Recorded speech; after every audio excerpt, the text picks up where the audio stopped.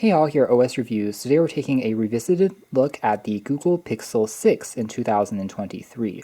This was a flagship Android smartphone released in October of 2021, so it's approaching 2 years old. Debuted at $600 retail, which also wasn't bad considering it was more of a high-end Android smartphone. Pixel phones though, for better or for worse, do tend to devalue relatively quickly, at least at this point in time, so you can pretty easily find refurbished condition Pixel 6s now on sites like eBay or Amazon for around $200, sometimes as low as $150 when you're shopping around, squarely putting it into the budget territory. I think it definitely has a very Google aesthetic that does look quite distinctive compared to any other smartphone on the market, and I'm a fan of this overall look. Located on the rear, there's access to a large 50 megapixel optical image stabilized 1/1.3-inch sensor from Samsung, the GN1. This was really the first time that Google had refreshed the camera hardware. In all of the generations prior, from the Pixel 2 all the way up to the Pixel 5, Google was using the same 12 megapixel sensor on all of their Android smartphones, relying heavily on the computational processing to make the images look good on relatively aging or even low-end camera hardware. But this new sensor is larger not only in terms of resolution, but also allowing more light to be collected, as well as offering more natural depth of field, aka a natural bokeh. There's also a 12 megapixel ultra-wide angle lens that's nice to find, although for a telephoto zoom lens, you would have to look towards the Pro edition of the phone, though it did have 2 times lossless zoom, but anything further than that and you will notice a little bit more noise creeping in, as well as a dual-tone LED flash. Of course, this camera bar does protrude from the edges of the phone because of that primary sensor just being a lot larger and cannot fit into the body of the unit, though if you put a case on the device, it's not too problematic, and at least it is an entire bar that runs across the width of the unit, so it doesn't wobble when you place it onto a desk. Construction quality is also excellent. This is a glass sandwich though, which can be a little bit slippery, so I would again still recommend a case or a wrap at the very least to protect your investment. Right hand side, there's access to a volume rocker and a power key, which are both very tactile and responsive. You can also find some of the embedded antenna bands on this matte aluminum. Bottom houses the USB Type-C port, which supports 21 watt fast charging, and to top up the pretty large 4,600 milliamp hour capacity battery, it takes around an hour and 40 minutes. 50% can be charged in 30 minutes, but it slows down to then preserve on battery health. There is also 20-watt Qi wireless charging as well, so that's a good use of that glass material, as well as stereo speakers on the bottom, and the earpiece serves double duty as the second speaker for a bit of separation. The left-hand spine then houses just the SIM card tray for a nano slot. There is also a eSIM support on this phone. If you're traveling, you can download a virtual SIM without having to take out your physical SIM card. With that being said, like other recent Pixels, there is no headphone jack, so you would have to use an adapter or use Bluetooth, and also this does not come with any expandable storage, so the base 128GB is more or less all the storage that you'll find on this device. Still a very good build quality, and then finally on the front, there's access to a pretty large 6.4-inch OLED 1080p display, which has a 90Hz refresh rate, relatively quick. Overall, it results in a pretty smooth and fluid level of interaction on this panel that also supports HDR10. At 6.4 inches though, this is by no means a small phone, especially if you're used to more of the standard size, older Pixels like this Pixel 2, for instance. Next to it, you can tell how it's just going to be easier to hold with one hand. With that being said, it's also not the biggest phone in the world. We have also seen 6.7-inch phones, including Google's own Pro version of their devices right now, tend to be even more unwieldy. It's mostly manageable, but just not really a super compact device anymore. Granted, the weight of the phone is a lot more dense than I think many folks will expect when they first pick it up, weighing here at 207 grams, so it definitely has more of a substantial heft to it, and that's primarily just because of that large 4,600 milliamp hour battery. And so what is slightly disappointing about these Tensor-based Pixel phones is despite a pretty large capacity on paper and also a bit of that heft, you don't necessarily get as long-lasting endurance as on some competing Qualcomm Snapdragon-powered equivalent phones. This device using the first generation of the Google Tensor chip, slightly modified version of a Samsung Exynos processor. So it's not quite to the same degree of custom engineering as if they completely built the chip from the ground up, such as with Apple's silicon. That means when you're pressing the phone harder, such as multitasking, watching a video while doing a little bit of gaming, you'll notice it getting warmer a bit faster. And it results in, again, the phone's battery lasting about a day's use, compared to other devices with this capacity that might be able to last upwards of 2 days, for example. Serviceable, but not exceptional, and an area where Google will hopefully further improve on with the Pixel 8 series and newer, since if you're wondering, the Pixel 7 has almost identical battery life to the Pixel 6, as well as thermals as well. With that being said, benchmarks are one thing, but real-world usability is already quite good, to be honest, when it comes to just generally navigating the UI, and day-to-day usage still feels quite zippy and responsive, even if the GPU is closer to something like a Qualcomm Snapdragon 888 Plus, as opposed to the 8 Gen 1 or 8 Gen 2. And as we've touched on in previous videos, the Tensor chips are more optimized for AI and machine learning tasks, such as being able to detect if it's spam call and blocking it for you automatically, as well as using Magic Eraser to get rid of unwanted distractions on photos, for the super fast and responsive voice to text, which is lightning quick and almost always accurate compared to other devices on the market. Those are the use cases that this chip has been tuned for. The phone comes with 8 gigabytes of RAM. That's actually the same amount as on the current gen Pixel 7, so it still offers a very fluid multitasking experience.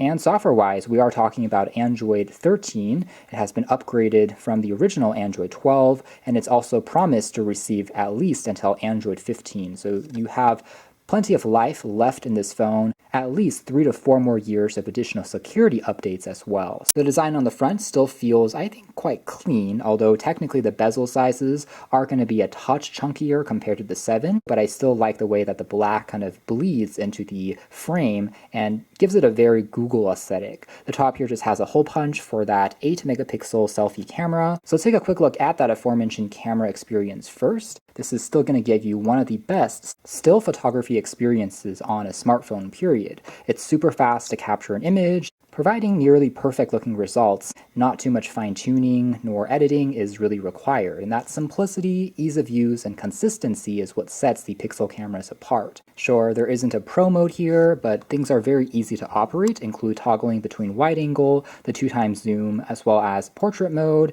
and you can also go into the excellent night side or night mode, which really Pixel phones are known for, and they kind of revolutionized this trend, I would argue. Their algorithms were so advanced when it debuted on the Pixel 2 that it resulted in other competitors requiring multiple generations just to catch up. In terms of video, you can capture footage up to 4K 60 FPS. What is missing on the Pixel 6 though would be the cinematic video mode that the 7 unlocked through software. You won't get that portrait bokeh video, though you can take it with images, and as alluded to, the results really speak for themselves. We have this natural depth of field which is created by the larger sensor size, giving a good balance of colors not being too saturated but still not blowing out any highlights. Shadows aren't crushed either, and all of this is done almost instantly when you snap an image. Excellent dynamic range, detail, contrast, it really is all here. This is also a comparison between the wide angle versus the regular lens in terms of that field of view,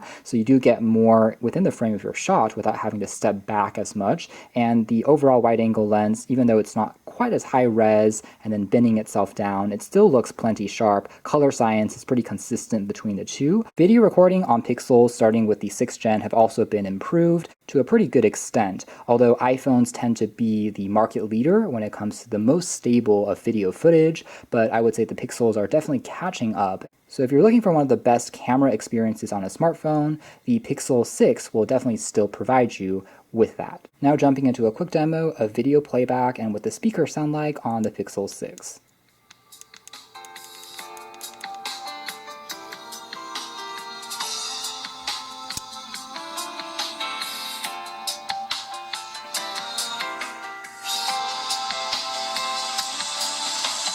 So turning things down there, takeaway being that the speaker quality is very impressive. It has even a little bit more depth than compared to the Pixel 7, which is a bit more treble heavy in contrast, at least in the default settings. So this offers very good stereo separation as you're holding the phone, which is quite wide, and also it gets loud enough as well. So if you're watching YouTube videos, Netflix, this will be more than satisfactory, plus you can always use wireless headphones if desired. Display is also beautiful with that HDR support. Everything looks contrasty, blacks are truly dark, and also just offers wide and generous viewing angles. The brightness for most conditions is also more than good enough. It gets up to 800 nits in the auto mode if you're outdoors, and then up to 600 nits in the manual slider mode. And again, this 5nm Google Tensor G1 chip still holds up when it comes to daily usage. Navigating around the UI still feels very responsive and fast. That AMOLED display also gives form to the always-on mode if you want to take a look at quick notifications without waking up the entire screen.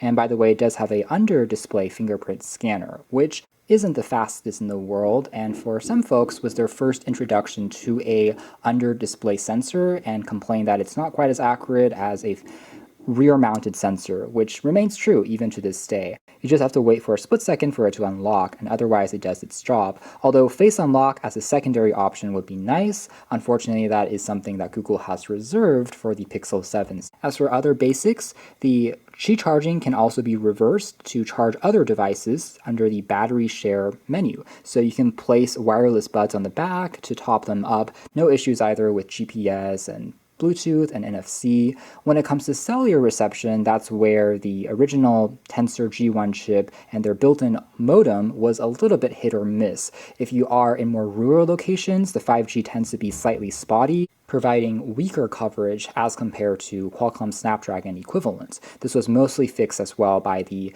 Pixel 7, though hardware sensors like a modem can't really be addressed by software, so it remains one of the slight quirks of the Pixel 6 series. However, if you are located closer to, let's say, cities, it won't be an issue that you'll face, but it is worth pointing out if you are a road warrior constantly moving in and out of different zones, then that's where that modem here may not be the strongest. Small details like the haptics being super tight and satisfying, along with the water resistance rating. This thing is IP68, so you can dunk it in 1.5 meters of water for up to 30 minutes, even take it into the shower. It will survive the rain, is also really nice to see. And of course, we can jump into the browser, and if we take a look at how a page loads up, we can tell that it's going to be a very fast and smooth process. As you can tell, even if we demand the desktop version of the site, it's not going to pose an issue at all for this Tensor chip. Newer Pixel features, including emoji and cinematic wallpapers, can also be applied using your own photos, although one perk which is exclusive to the Pixel 7 that didn't make its way over to the 6, in retrospect, would be the free VPN that you get on the 7 that will encrypt your data. That is usually a perk tied in with Google One membership. It's also similar in terms of how the widget on the home screen here, which Google calls the at a glance, cannot be removed. However, it does offer you some intelligent AI alerts, such as if there's an earthquake, a package delivery, so the context of what's being shown will change depending on your scenario, which is pretty neat. As part of the AI and machine learning, there are some adaptive modes on the phone as well, including adaptive sound, which will use the microphones to further tweak the way the speakers sound, as well as adaptive battery that will prevent the phone's battery from reaching 100% quite as quickly if you're charging it overnight. It will slowly trickle charge the last remaining percentages. The phone's performance is also adaptive in that it will learn your usage habits for the first week or so, putting certain processes on pause if you're not frequently using it to conserve on power as well as performance. So it actually does get a little bit snappier and more battery performant once you use it for a bit as the phone learns your habits, which is pretty special to the Pixel line. Not to mention the ability for it to auto-detect the music surrounding you, so you can take a look at what the artist and name is for discovering content if you're in a store, for example,